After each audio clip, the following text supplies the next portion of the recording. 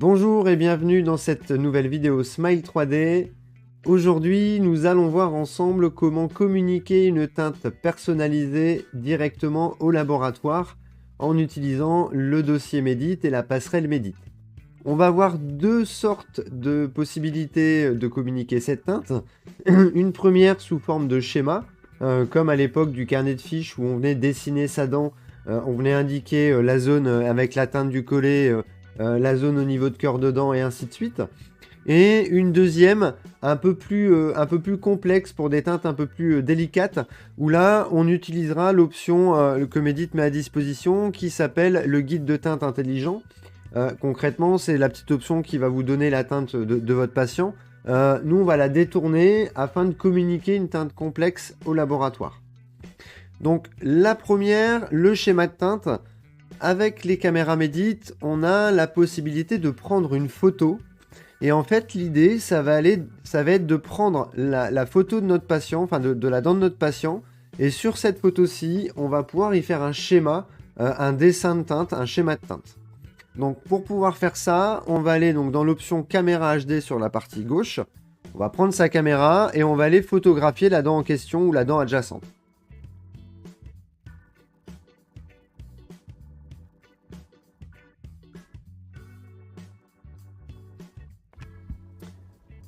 On ferme l'application, on termine le travail.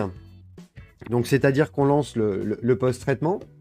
Et vous allez voir que dans l'arborescence de vos fichiers, on va avoir une ligne supplémentaire hop, qui se trouve ici. Hop, donc les images et nos trois captures qui vont être nos trois photos prises à l'instant.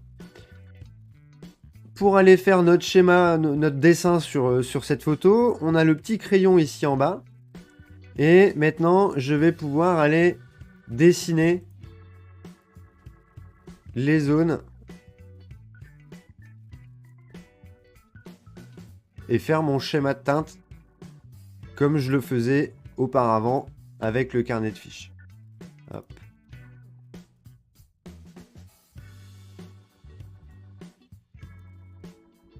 On peut rajouter du texte. Donc on va se mettre en noir, du texte, hop. Alors ici on va être sur du A3,5. A3. On sauvegarde en bas à droite. Et maintenant, dans notre arborescence, on va avoir la photo non modifiée et celle avec le schéma de teinte. Quand je vais envoyer mes empreintes à mon laboratoire, les empreintes vont partir, mais également ces photos-là. Donc il va avoir tout de suite le schéma de teinte en même temps que la réception de ces empreintes. Donc ça, c'était la première option, l'option la plus simple, en tout cas celle qu'on connaît déjà depuis des années. Par contre, on va aller en voir une seconde qui est un peu plus poussée. Et là, ça se passe donc toujours dans le scan for clinique. Au moment de la prise d'empreinte, le patient est toujours là. Et on va aller utiliser une option, en tout cas on va aller la détourner. Donc pour utiliser cette deuxième méthode, on va donc retourner dans la partie de prise d'empreinte. On va aller zoomer sur la dent qui nous intéresse. Et on va aller donc détourner l'option guide de teinte intelligent, qui est, vous le savez, l'option qui va nous donner, qui va nous indiquer une teinte. Cette option-là, il vaut mieux toujours vérifier avec un teintier ce qu'elle nous propose, parce que éventuellement la luminosité du cabinet peut venir interférer dans son choix. Par contre, on va pouvoir détourner cette option afin de communiquer une teinte complexe, notamment pour une teinte en 3D Master, où on sait qu'avec ce teintier-là, on va avoir une ribambelle de pics de teinte à certains endroits, et c'est toujours très compliqué à communiquer ça au laboratoire. Donc, je vais aller zoomer sur ma dent, je vais aller piquer au niveau du collet, il me fait un choix, donc vous avez vu, je suis sur le 3D Master, je peux ici descendre et choisir le Vita si je le souhaite, on va rester sur le 3D Master.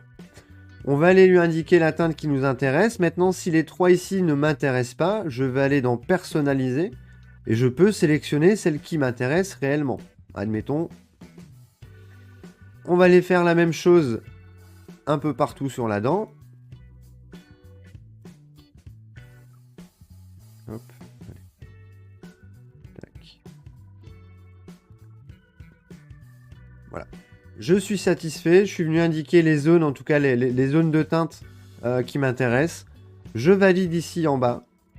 Et je vais également joindre une image et mettre à jour.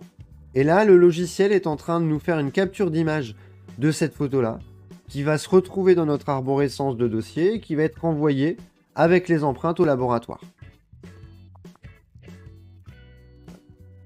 On sort, comme tout à l'heure, on lance le post-traitement, et on va se retrouver dans le dossier du patient, et on aura donc cette information qui va se retrouver dans le dossier, qui va être envoyée. Vous voyez dans mes images, donc on va retrouver les photos qu'on a prises tout à l'heure, la photo qu'on a modifiée également.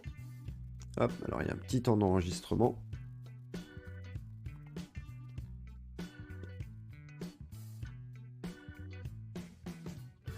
L'enregistrement est terminé, donc je vais retrouver la photo prise, ou en tout cas les photos prises tout à l'heure avec ma caméra. Je vais également avoir la photo modifiée. Et ici en dessous, on va retrouver cette fameuse capture d'écran de tout à l'heure avec les différentes teintes.